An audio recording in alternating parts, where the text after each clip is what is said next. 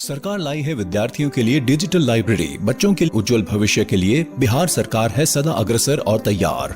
कक्षा 1 से कक्षा 12 तक की सभी पाठ्य पुस्तक पूरक सामग्री एवं वीडियो अब शिक्षा विभाग बिहार सरकार द्वारा विकसित पोर्टल पर है उपलब्ध। अध्ययन सामग्री देखने के लिए BEPCLots.bihar.gov.in पर विजिट करें अथवा एंड्रॉइड मोबाइल पर गूगल प्ले स्टोर से E-Lots ऐप डाउनलोड करें। शिक्षकों, अभिभावकों एवं बच्चों से अनुरोध है कि इस ई-लाइब्रेरी का अधिक से अधिक लाभ उठाएं और अपनी पढ़ाई जारी रखें।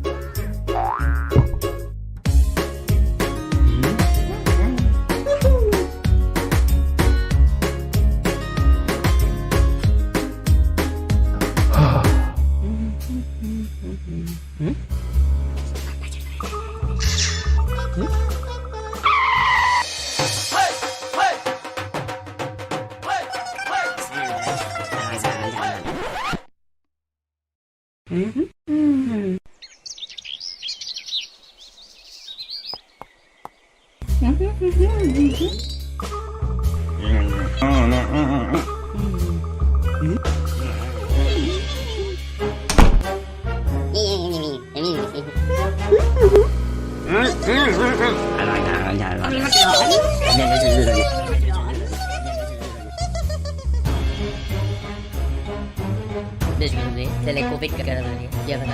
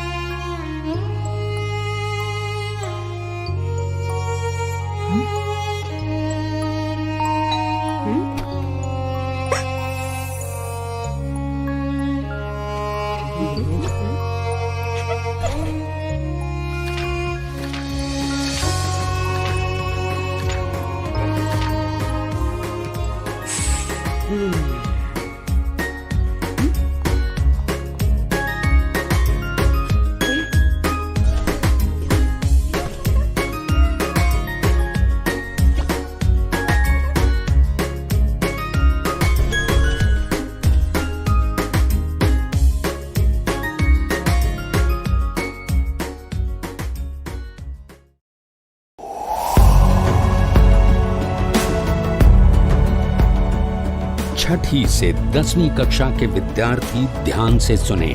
खास आपके लिए हैं इंस्पायर अवार्ड्स मानक। GST और NIF द्वारा हर साल हो रहे इंस्पायर अवार्ड्स मानक के पहले राष्ट्रीय पुरस्कार विजेता हैं। विजेता आप भी हो सकते हैं, इसलिए किसी भी क्षेत्र में साइंस और टेक्नोलॉजी पर आधारित अपने इनोवेटिव आइडियाज के साथ तैयार हो जाइए। जानते हैं ना, आप में से 1 लाख स्टूडेंट्स को 10-10 हजार रुपए मिलेंगे अपने आइडियाज को प्रोटोटाइप बनाने के लिए। उसके बाद दुनिया सराहेगी आपका हुनर जब पहुंचेगा आपका आइडिया लोगों तक प्रोडक्ट के रूप में। तो अपने ओरिजिनल इनोवेटिव आइडियाज को स्कूल में जमा करें। बेस्ट आइडियाज आगे बढ़ाए जाएंगे ऑफिशियल वेबसाइट पर, और हाँ, जल्दी आज ही जमा करें। So good luck with inspire awards मानक।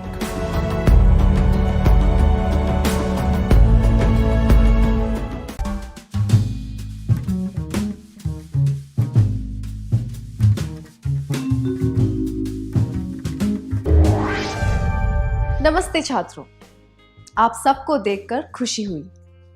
आइए आज के सत्र की शुरुआत एक क्रियाकलाप से करते हैं। मैं आपको एक चित्र दिखाऊंगी। 5 सेकंड के लिए इसे अच्छी तरह देखिए। कृपया चित्र देखते समय कुछ भी न लिखें।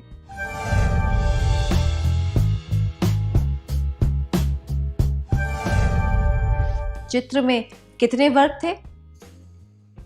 9 वर्ग थे। कितने रंगों के वर्ग थे? प्रत्येक रंग के कितने वर्ग थे? 2 रंगों के वर्ग थे, 4 वर्ग नीले थे और 5 वर्ग हरे। जो चित्र केवल 5 सेकंड के लिए दिखाया गया था, उसके बारे में आपने इतने सारे प्रश्नों के उत्तर कैसे दिए?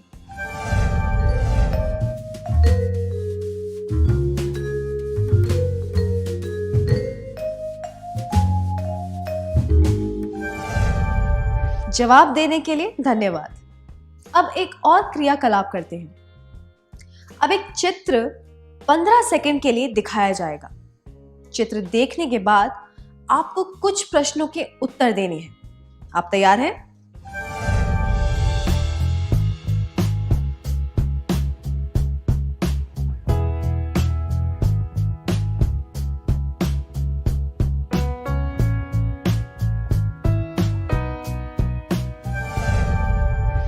अब इन प्रश्नों के उत्तर दें।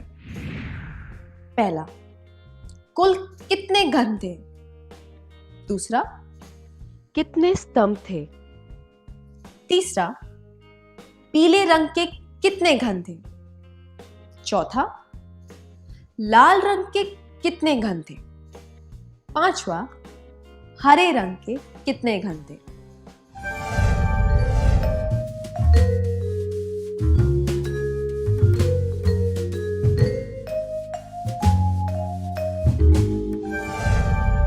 अब आपको वह चित्र फिर से दिखाया जाएगा। आप अपने उत्तर जांच सकते हैं।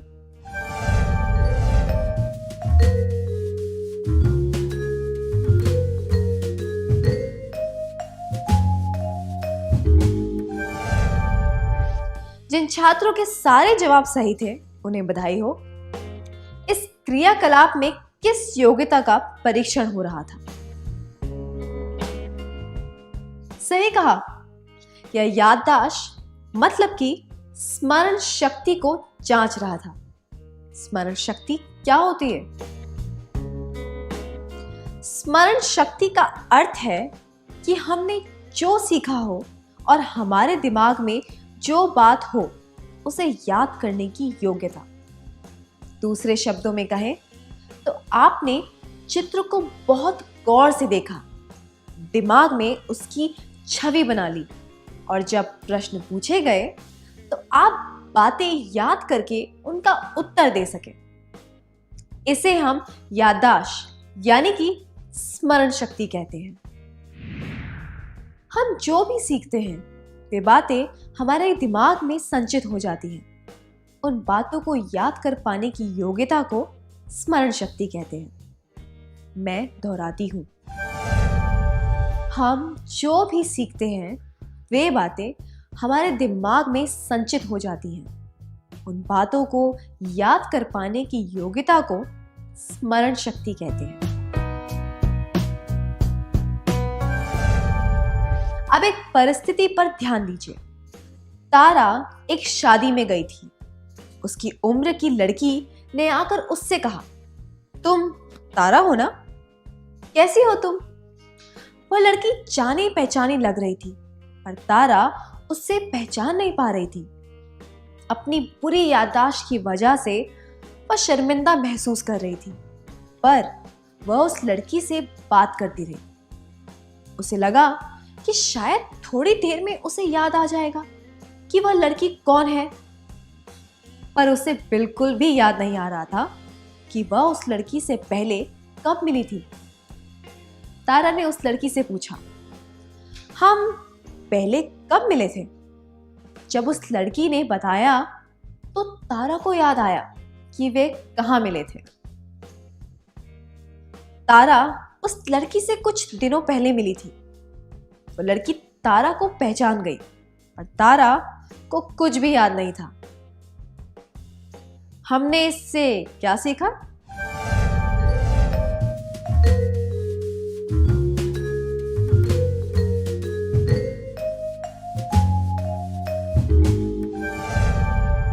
जी हाँ, हर व्यक्ति की स्मरण शक्ति अलग अलग होती है।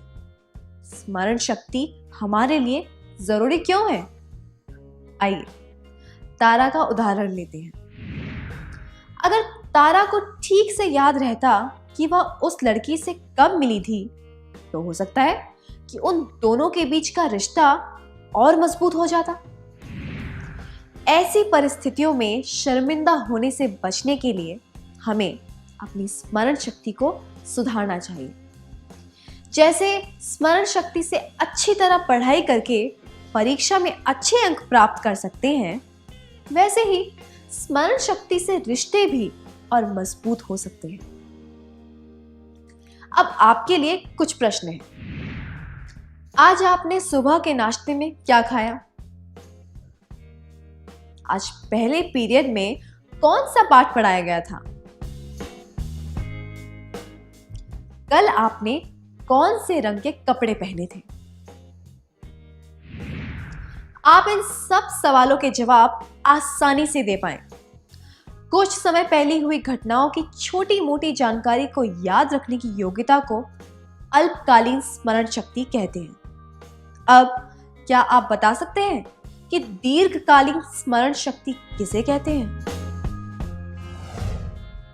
सही कहा, लंबे समय की जानकारी को याद रखने की क्षमता कुछ दिनों से लेकर कुछ वर्षों की। स्मरण शक्ति के प्रकार: पहला, अल्पकालीन स्मरण शक्ति। दूसरा, दीर्घकालीन स्मरण शक्ति। आइए अब आपकी दीर्घकालीन स्मरण शक्ति को जांचते हैं।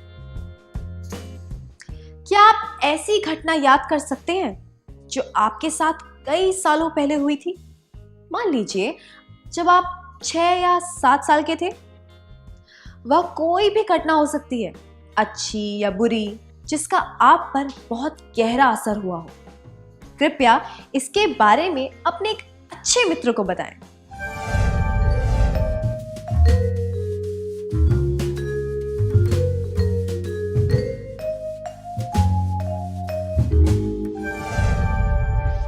अपने अनुभव बताने के लिए धन्यवाद। आपने कुछ अच्छी घटनाएं याद की होंगी, जैसे कि पहली बार साइकिल चलाना, पहली बार ऊंट या घोड़े पर बैठना इत्यादि। या फिर कुछ और घटनाएं, जैसे कि गलती करने पर पहली बार डांट पड़ना इत्यादि। क्या अब हम एक क्रियाकलाप करें? आपको स्क्रीन पर 3 आकृतियां दिखाई जाएंगी। उनसे संबंधित प्रश्न भी दिखाए जाएंगे और उनके जवाब आपको अपनी नोटबुक में लिखने हैं। ठीक है? पहला, इस चिन्ह को पहचानिए। दूसरा, यह इमारत कहां है? मैं खाना बना सकता हूँ। मैं सीटी बजा सकता हूँ, पर मैं बात नहीं कर सकता। मैं कौन हूं?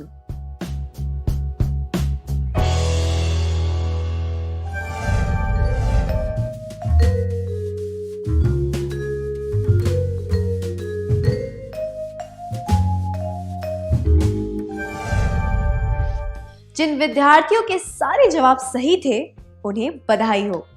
सही जवाब है, वह चिन्ह LIC का है।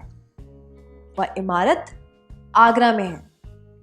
एक प्रेशर कुकर खाना बना सकता है, सीटी बजा सकता है, पर बात नहीं कर सकता। आप किस चीज की मदद से इन सवालों के सही जवाब दे पाएं? हम जिन चीजों को अक्सर देखते हैं, वे हमारे दिमाग में दर्ज हो जाती हैं। वे आसानी से हमें याद भी आ जाती हैं। हम जिसे सामान्य ज्ञान कहते हैं, वह दरअसल सिमेंटिक स्मरण शक्ति का एक हिस्सा होता है। सिमेंटिक स्मरण शक्ति वह होती है जिसमें हम शब्दों, चिन्हों और इस तरह की अन्य जानकारी को दर्ज करके याद कर लेते हैं। यह किसी विशिष्ट घटना या अनुभव से संबंधित नहीं होती। उदाहरण के लिए, जब मैं आपसे हरे रंग से संबंधित शब्द बताने को कहूं, तो आपके दिमाग में पत्ते, घास, खेत, सब्जियों जैसे शब्द आते हैं। यह हमारी दीर्घकालीन स्मरण शक्ति का एक हिस्सा है। इसमें वे सारे विचार, अर्थ और अवधारणाएं हैं जो हमने अब तक सीखे हैं। हम कई किस्म की स्मरण शक्तियों का इस्तेमाल करते हैं। सिमेंटिक स्मरण शक्ति इनमें से एक है। स्मरण शक्ति की किस्में। सिमेंटिक स्मरण शक्ति यह विचार, अर्थ और अवधारणाओं से संबंधित होती है। अब एक और क्रियाकलाप। कृपया अपने अच्छे मित्र के साथ जोड़े अ और ब बनाकर बैठिए। आपको ऐसी घटना के बारे में बताना है जिसका आप पर बहुत गहरा असर हुआ हो। अ ऐसी घटना के बारे में बताएगा जो 3 साल पहले हुई थी। ब ऐसी घटना के बारे में बताएगा जो 3 महीने पहले हुई थी।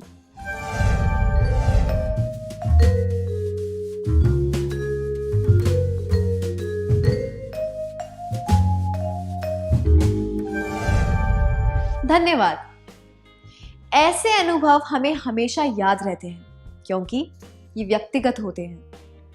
प्रासंगिक स्मरण शक्ति हमें उन घटनाओं को याद रखने में मदद करती है जो हमारे लिए बहुत व्यक्तिगत होती है। व्यक्तिगत होने की वजह से ऐसी घटनाएं हमारे स्मरण शक्ति पर गहरी छाप छोड़ जाती हैं, जिसकी वजह से हम इन्हें बहुत ही स्पष्ट रूप से याद कर पाते हैं। स्मरण शक्ति की किस्में। प्रासंगिक स्मरण शक्ति हमारे व्यक्तिगत अनुभवों से जुड़े होती है।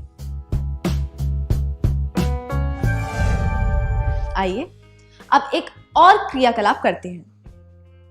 मैं कुछ सेकंड के लिए किसी गीत की पहली पंक्ति बजाऊंगी और फिर आपको उस गीत की दूसरी पंक्ति गाकर सुनानी है।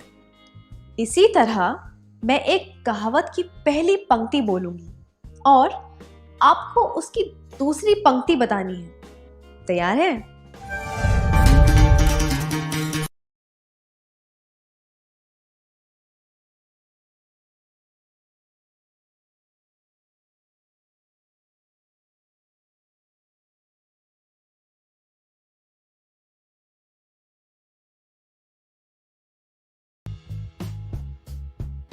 जिसकी लाठी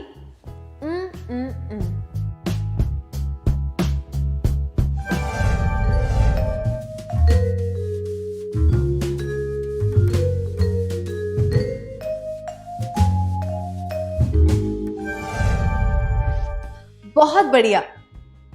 यह बिल्कुल भी मुश्किल नहीं था, है ना? क्यों? क्योंकि कुछ प्रकार की स्मरण शक्तियों में किसी सतर्कता या जागरूकता की आवश्यकता नहीं होती।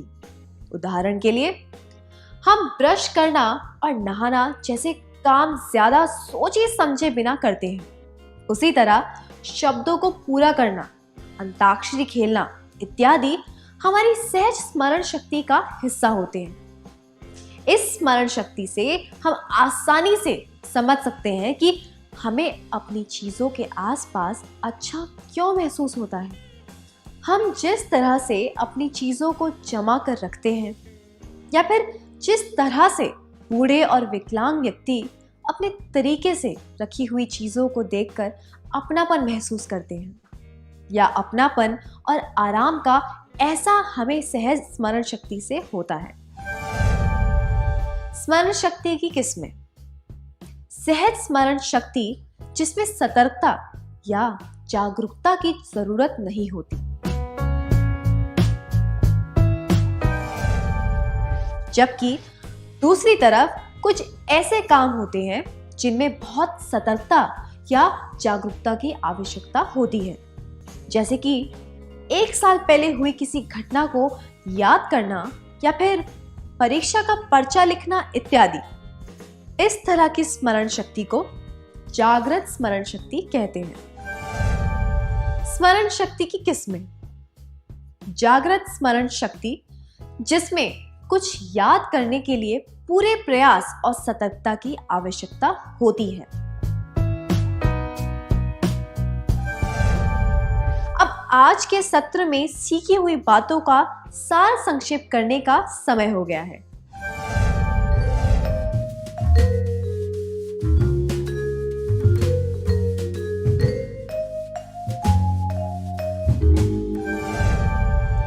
जो भी सीखते हैं वे बातें हमारे दिमाग में संचित हो जाती हैं।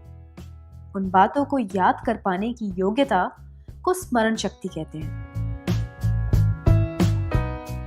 स्मरण शक्ति दो प्रकार की होती है, अल्पकालीन स्मरण शक्ति, दीर्घकालीन स्मरण शक्ति। स्मरण शक्ति की किस्में: सिमेंटिक स्मरण शक्ति, प्रासंगिक स्मरण शक्ति, सहज स्मरण शक्ति, जागृत स्मरण शक्ति। बहुत बढ़िया था, धन्यवाद।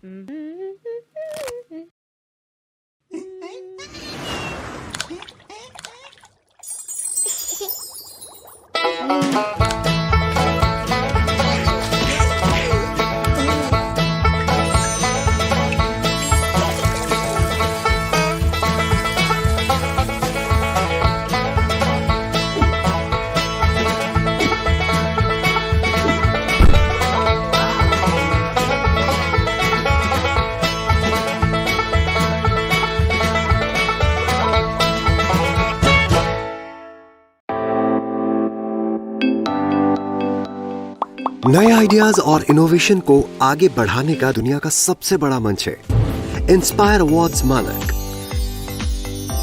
जहां कक्षा 6 से 10 तक के छात्र साइंस और टेक्नोलॉजी से संबंधित अपने आइडियाज और इनोवेशन को देश दुनिया तक पहुंचाने का मौका पा सकते हैं। स्कूल के माध्यम से जल्द अपने आइडिया को इंस्पायर अवार्ड मानक के वेब पोर्टल पर जमा करवाएं और अपने इनोवेटिव यात्रा की शुरुआत करें। ये करेगा आपके सपनों को साकार और एक नए नवसर्जक भारत का निर्माण। इंस्पायर अवार्ड्स मानक, इंस्पायरिंग इनोवेटर्स ऑफ टुमारो। ज्यादा जानकारी के लिए www.inspireawards-dst.gov.in पर जाएं।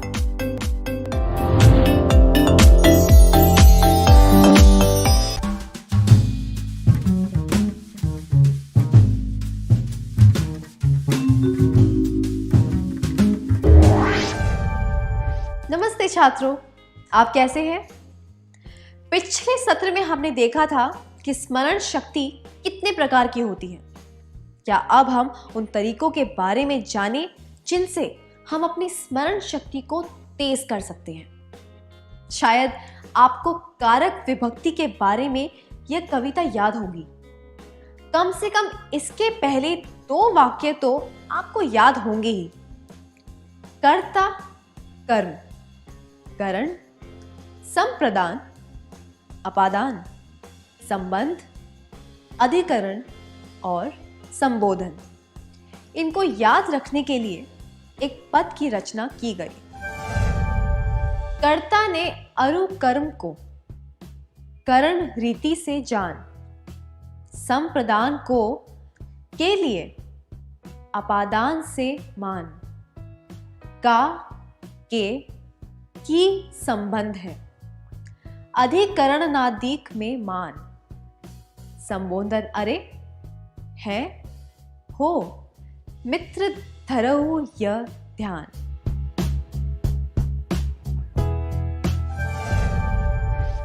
के द्वारा हमें कारक की सारी विभक्तियां और उनके चिन्ह याद हो जाते हैं। जटिल चीजों को याद करने का यह एक आसान तरीका है। स्मरण शक्ति को सुधारने या विकसित करने के इस तरीके को निमोनिक्स कहा जाता है। किसी भी जानकारी को याद रखने के लिए हम निमोनिक्स का इस्तेमाल कई तरीकों से करते हैं। जब हम किसी जानकारी को कविता के रूप में गाकर याद करते हैं तो तो हमें सारी बातें आसानी से याद हो जाती हैं। ये निमोनिक इस्तेमाल करने का एक तरीका है। हम किसी गीत का अंतरा आसानी से याद कर लेते हैं, पर कोई अनुच्छेद याद करने में हमें काफी समय लग सकता है। इससे पता चलता है कि निमोनिक कितने असरदार होते हैं। यही कारण है कि टिम टिम तारे के कक्षा 7 और 8 के सत्रों में गीतों का प्रयोग किया जाता है।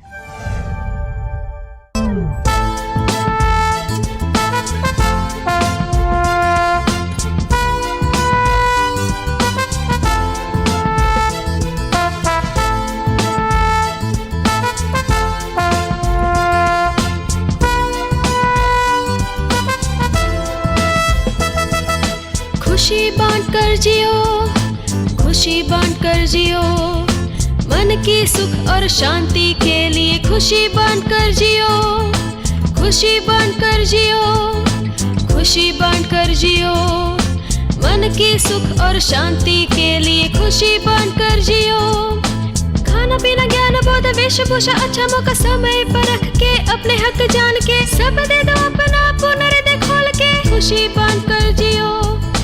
खाना पीना ज्ञान बोध वेशभूषा अच्छा मौका समय पर रख के अपने हक जान के सब दे दो अपना पुनर्दे खोल के खुशी बांट कर जियो, खुशी बांट कर जियो, खुशी बांट कर जियो, मन की सुख और शांति के लिए खुशी बांट कर जियो, खुशी बांट कर जियो, खुशी बांट कर जियो, मन की सुख और शांति के लिए खुशी बांट कर जियो।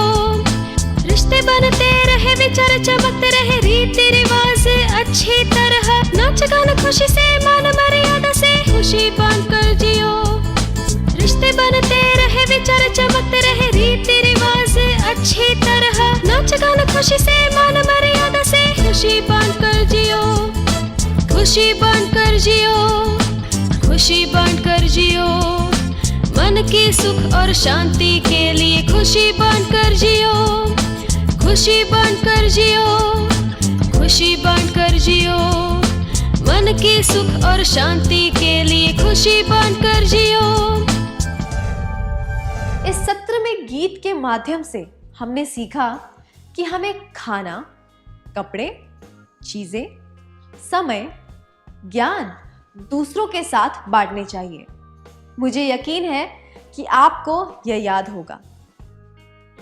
जानकारी को गीत का रूप देना निमोनिक अपनाने का एक तरीका है। निमोनिक्स याद रखने के तरीके या तकनीक। पहला, जानकारी को कविता या गीत का रूप देना। आपने श्वसन क्रियाविधि के बारे में तो पढ़ा ही होगा। क्या आप श्वसन क्रियाविधि के बारे में एक छोटी सी कविता बना सकते हैं? कृपया समूह बनाकर बैठिए और प्रत्येक समूह में एक कविता बनाइए।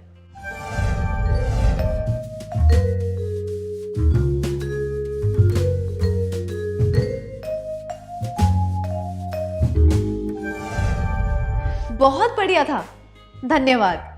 आइए इस उदाहरण को देखते हैं। श्वसन क्रियाविधि। अंतः श्वसन में वायु को नथुनों से अंदर लेकर नासा गुहा में भेजो। श्वसन नली से ले जाकर इसको फेफड़ों को दे दो। उच्छ्वसन के समय वायु को फेफड़ों से बाहर धकेल दो।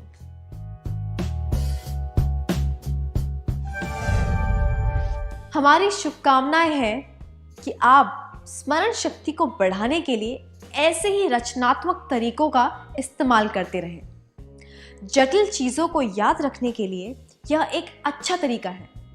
आइए हम कुछ खेल खेलकर दूसरे तरीकों के बारे में जानते हैं। मैं 1 मिनट के लिए आपको 10 चीजें दिखाऊंगी। मैं चाहती हूं कि आप इन चीजों को ठीक से देखें, फिर याद करके इनके नाम अपनी नोटबुक में लिखें। आपको यह काम खुद करना है और किसी से इस बारे में बात नहीं करनी है।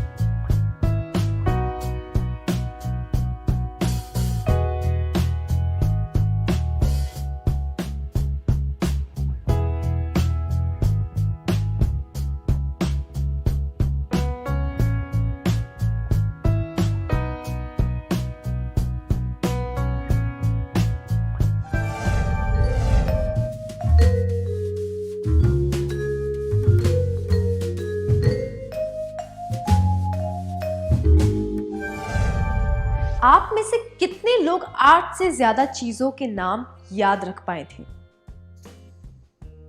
आप में से कितने लोग केवल 5 चीजों के नाम याद रख पाए थे? जिन छात्रों को चीजों के नाम अच्छी तरह याद थे, उन्हें बधाई हो। अब मैं वही 10 चीजें आपको फिर से दिखाऊंगी, पर इस बार हम एक वैज्ञानिक तरीके से नाम याद रखने की कोशिश करेंगे। उन चीजों को फिर से देखकर क्या आप एक छोटी सी कहानी बना सकते हैं जिससे आप इन चीजों को एक दूसरे के साथ जोड़ सके? आप मुरली नाम के एक आदमी के बारे में एक कहानी बनाइए और इन चीजों को एक दूसरे के साथ किसी तर्क का इस्तेमाल करके जोड़िए।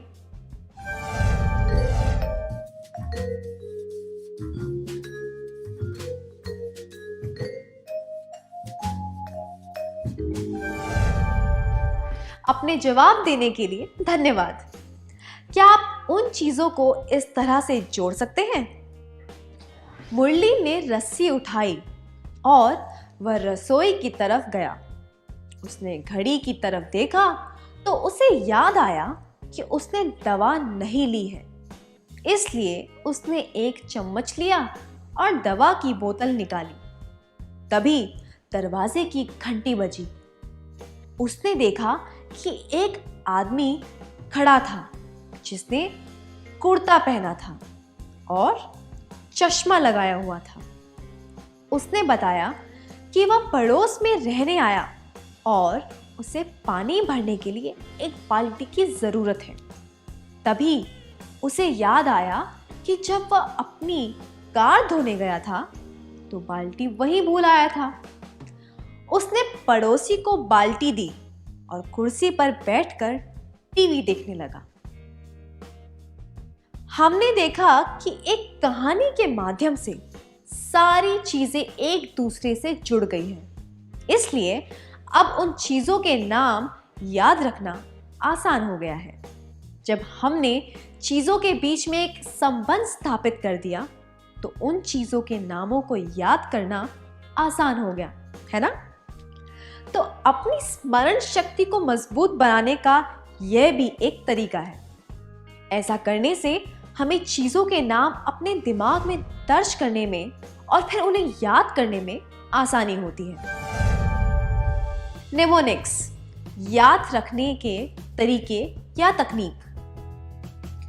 कहानी बनाना, अलग अलग चीजों को एक दूसरे से जोड़ना। अब एक और क्रियाकलाप करते हैं। बांधवगढ़, कान्हा, पेंच, जिम कॉर्बेट, रणथंभौर, बांदीपुर, ये उन राष्ट्रीय उद्यानों के नाम हैं जहां आप बाघों को देखने जा सकते हैं। इनके नाम याद करने के लिए क्या आप एक छोटी सी कहानी बना सकते हैं?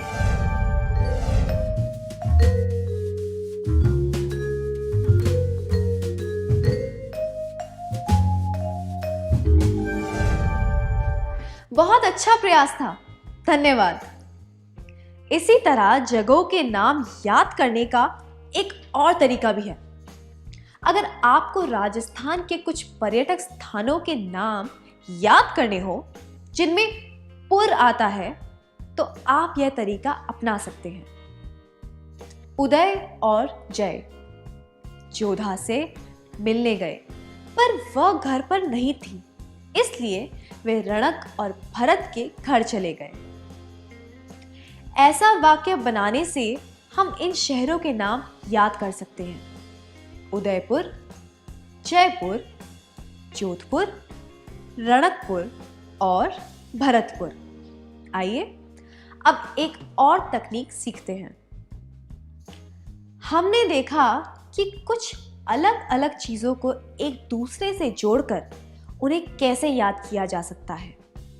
इसी तरह अगर कुछ चीजों को एक क्रम में याद करना हो तो हम क्या कर सकते हैं? आइए देखते हैं। अंग्रेजी में इंद्रधनुष के रंगों के नाम इस प्रकार होते हैं: violet, indigo, blue, green, yellow, orange और रेड। आपको शायद यह शब्द पता होगा, विबग्योर, या अंग्रेजी में इंद्रधनुष के रंगों के नाम दर्शाता है। यहां पर किस तकनीक का इस्तेमाल किया गया है? जी हां, हमने एक एक्रोनिम तैयार किया है। एक्रोनिम का अर्थ है एक शब्द जिसे किसी शब्दों की सूची के पहले अक्षरों से बनाया गया हो। जब कुछ शब्दों को क्रम में याद रखना हो तो हम उन शब्दों के पहले अक्षरों से एक एक्रोनिम बना सकते हैं। निमोनिक्स, याद रखने के तरीके या तकनीक, एक्रोनिम बनाना।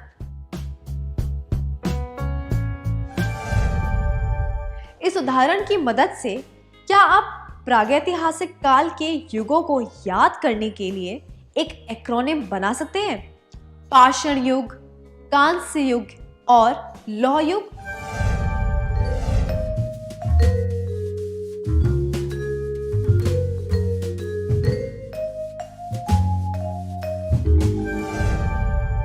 बहुत बढ़िया, हम इसे पांकालो बुला सकते हैं।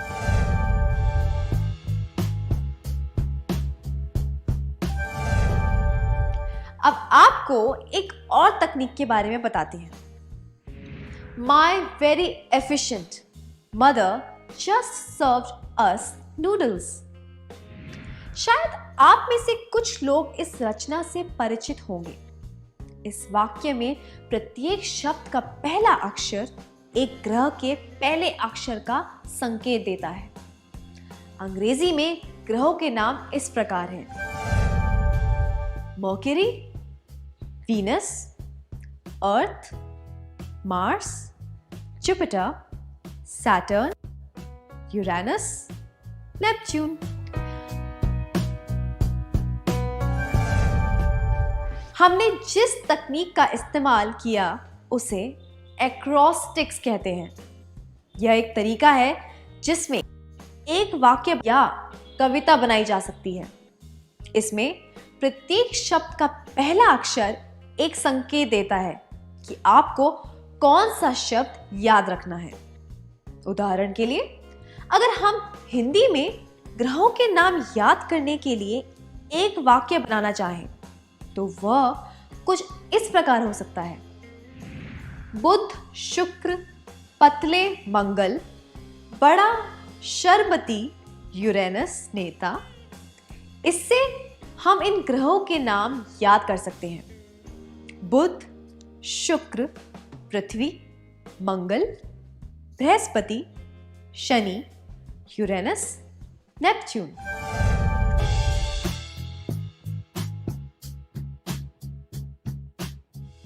नेमोनिक्स, याद रखने के तरीके या तकनीक, एक्रोस्टिक्स बनाना।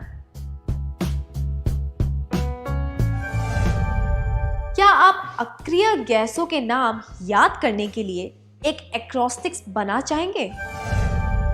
Helium, neon, argon, krypton, xenon और रेडॉन। एक उदाहरण इस तरह हो सकता है: हितेन, निश्चल आज क्रिस्टल जीत रहे।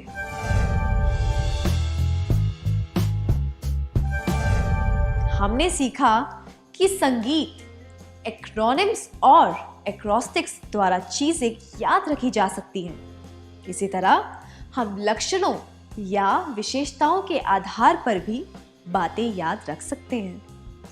अब एक और क्रियाकलाप करते हैं।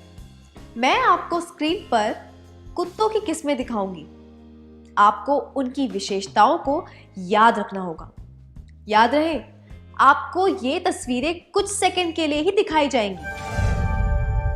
Poodle, Alsatian, bulldog.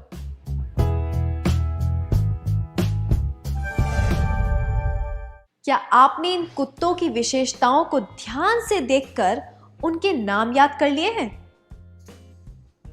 आइए अब आपकी स्मरण शक्ति की परीक्षा लेते हैं। अब आपको तस्वीरें फिर से दिखाई जाएंगी, पर उनके नीचे नाम नहीं होंगे। अब क्या आप इन कुत्तों के नाम बता सकते हैं?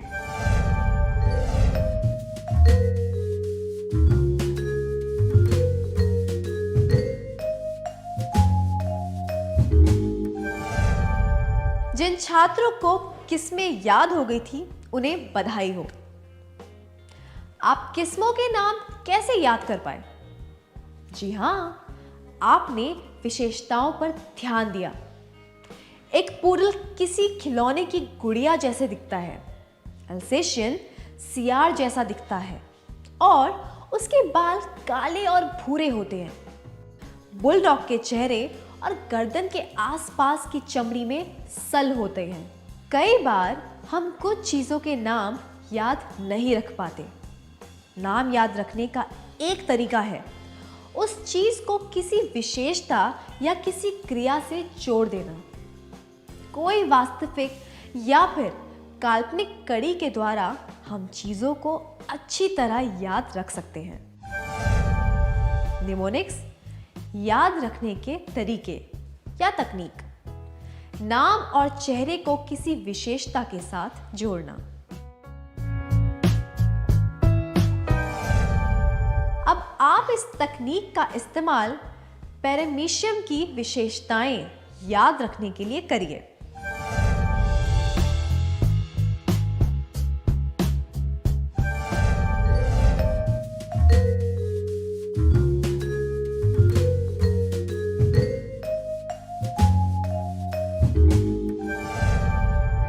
बहुत अच्छा प्रयास था। पैरामीशियम एक जूते की तरह दिखता है। हम यह कल्पना कर सकते हैं कि उस जूते का बक्कल राजमा के दाने जैसा दिखता है।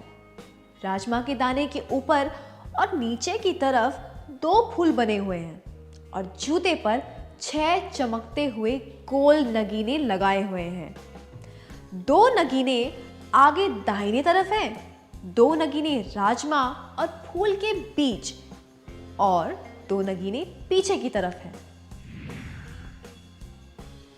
इस क्रियाकलाप से हमने सीखा कि जानकारी को व्यवस्थित तरीके से कैसे संचित करना चाहिए। जब हम कोई काम व्यवस्थित तरीके से करते हैं तो उसका परिणाम हमेशा सकारात्मक होता है। अब हम एक और तकनीक के बारे में जानेंगे जो हमें कई तरीकों से मदद करेगी। इसे माइंड मैपिंग कहा जाता है। ब्रिटेन के लेखक टोनी बुजान ने इसे प्रचलित किया था। इस तकनीक में जानकारी को चित्रात्मक तरीके से लिखा जाता है ताकि उसे एक मुख्य अवधारणा के साथ व्यवस्थित तरीके से जोड़ा जा सके। जब जानकारी चित्रात्मक तरीके से लिखी होती है और उसे कड़ियों द्वारा एक दूसरे के साथ जोड़ा जाता है तो उसे समझने और फिर याद करने में आसानी होती है। उदाहरण के लिए इस सत्र में हमने स्मरण शक्ति की परिभाषा, उसका महत्व, उसके प्रकार, उसकी किस्में और कुछ तरीकों इत्यादि के बारे में सीखा। अगर हम इसका माइंड मैप बनाएं तो बाद में इस जानकारी को याद करना आसान हो जाएगा। स्क्रीन पर देखिए।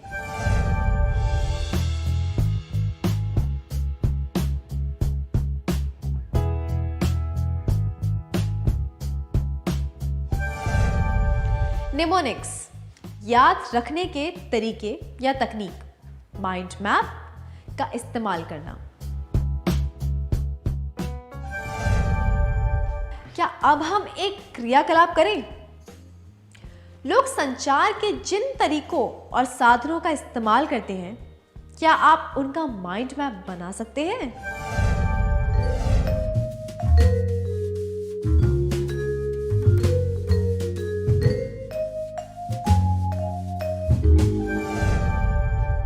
आपका प्रयास सराहनीय था। क्या आपके माइंड मैप में वे सब चीजें हैं जो इस माइंड मैप में दी गई हैं?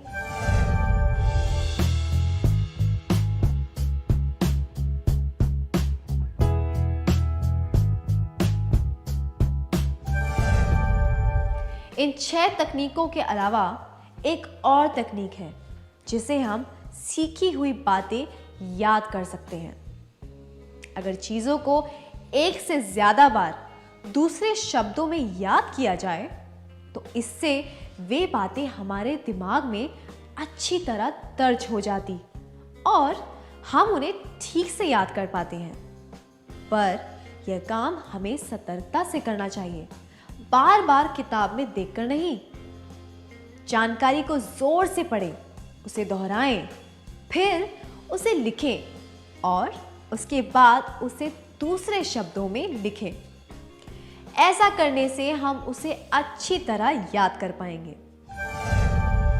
निमोनिक्स याद रखने के तरीके या तकनीक: दोहराना, लिखना, अभ्यास करना।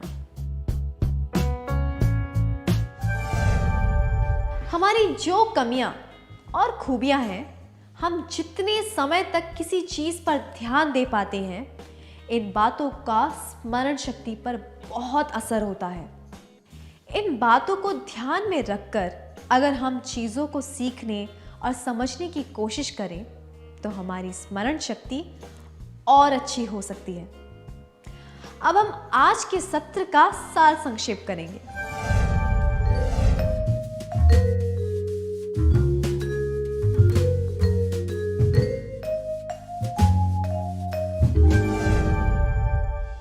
हम जो भी सीखते हैं वे बातें हमारे दिमाग में संचित हो जाती हैं। उन बातों को याद कर पाने की योग्यता को स्मरण शक्ति कहते हैं। निमोनिक्स याद रखने के तरीके या तकनीक: जानकारी के लिए कोई धुन या कविता बनाना, कहानी बनाना या चीज़ों को एक दूसरे से जोड़ना, एक्रोनिम्स बनाना, एक्रोस्टिक्स बनाना, नाम और चेहरे को किसी विशेषता के साथ जोड़ना, माइंड मैप्स का इस्तेमाल करना, दोहराना, लिखना, अभ्यास करना। बहुत अच्छी तरह किया आपने, धन्यवाद।